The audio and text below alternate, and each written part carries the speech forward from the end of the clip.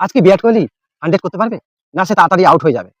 সন্ধ্যে 7:30 হতে চলেছে এক বিধ্বংসী হাড্ডাহাড্ডি লড়াই, একদিকে ব্যাঙ্গালোর আর অন্যদিকে গুজরাট টাইটান্স। এই ম্যাচের সঠিক বিশ্লেষণ, কে হারবে, কে জিতবে, কোন প্লেয়ার ভালো খেলবে, কোন প্লেয়ার ফ্লপ যাবে, কোন প্লেয়ার উইকেট পাবে আর কোন প্লেয়ার মার খাবে, সমস্ত কিছুর সঠিক বিশ্লেষণ নিয়ে চলে এসেছি আমি প্রভাস আর আমি হাফিজ। বন্ধুরা, আমাদের চ্যানেলটা অবশ্যই সাবস্ক্রাইব করবেন, তার কারণ হচ্ছে আমরা যদি 100টা প্রেডিকশন করি তার মধ্যে 99টা মিলে যায়। তাই আমাদের চ্যানেলটা সাবস্ক্রাইব করে রাখুন, আপনারও কাজে লাগবে আর আমাদেরও পরিবারের আপনারা অংশ হবেন। তাহলে বন্ধুরা, ভিডিওটা শুরু করা যাক। তাহলে প্রথমেই আসা যাক গুজরাটের কথায়। তাহলে গুজরাট নিয়ে তুমি আলোচনা শুরু করো না।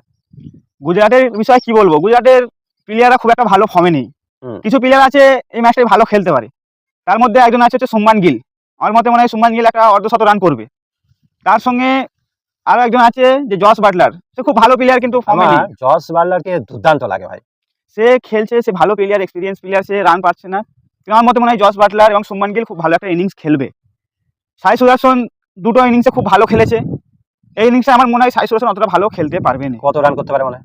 আমার মতে মনে হয় সাই সুদর্শন 20 থেকে 25 রান করতে পারে, এর বেশি পারবে না। আরো একজন আছে অলরাউন্ডার, সে খুব ভালো করতে পারে, তার নাম হচ্ছে রাশিদ খান। সে স্পিনও ভালো করবে এবং ব্যাটিংও ভালো করতে পারে। রাশিদ খান কিন্তু সেইভাবে জ্বলে উঠতে পারে না, পারেনি, কিন্তু আমার মতে এই ম্যাচটাই সে করবে, ভালো কিছু একটা করবে।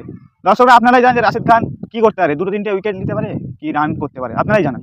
আর একজন আছে বন্ধুরা, রাশিদ খান কি পারবে সে আজকের ম্যাচে 3টে উইকেট নিতে, নাকি আজকে মার খেয়ে মাঠের বাইরে চলে যাবে?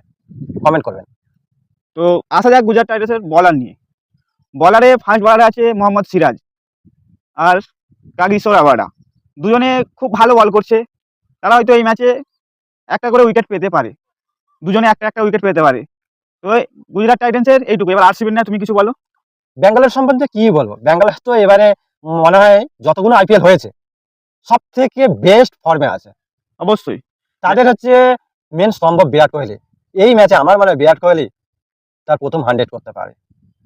আমার মতে মনে হয় না বিরাট কোহলি একটা অর্ধশত রানের ইনিংস খেলবে, কিন্তু 100 করতে পারবে না। বন্ধুরা, আপনারা বলবেন বিরাট কোহলি কত রান করতে পারে, কমেন্ট করবেন। আচ্ছা, এরপরে আসা যাক আরেকটা ছেলে, পাটিকাল আমার মনে হয় দুর্দান্ত খেলবে। আর রজত পাটিদার, সে তো এবারে কি বলবো, আগুন হয়ে আছে। টিম ডেভিড ফিনিশটা কিন্তু দুর্দান্ত করবে, আর সঙ্গে কিন্তু কুণাল পান্ডিয়া তাকে সাথ দেবে। এবার বোলারের কোথায় আসা যাক। ব্যাঙ্গালোরের বোলার ভুবনেশ্বর কুমার আমার মনে হয় ভারতের এখন বেস্ট বোলার। অবশ্যই ভুবনেশ্বর কুমার খুব ভালো করছে, আগের ম্যাচটায় 3টে উইকেটও নিয়েছে। আর স্পিনে আসা যাক, স্পিনে কুণাল পান্ডিয়া কি বলবো, সে যেমনই পিচ হোক যেমনই মাঠ হোক, সে যেভাবে হোক ভালো খেলে দিয়ে চলে যাবে।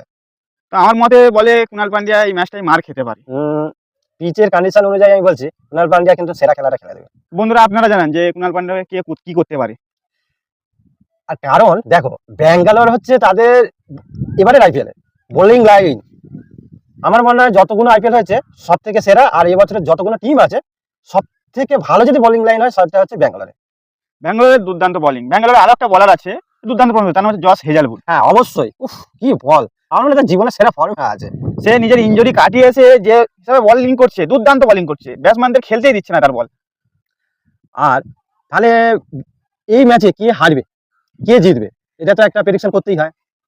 প্লেয়ার হিসাবে যে খেলোয়াড় আছে দুটো দলের, আমার প্রেডিকশনে আরসিবি ম্যাচটা জিতে যাবে।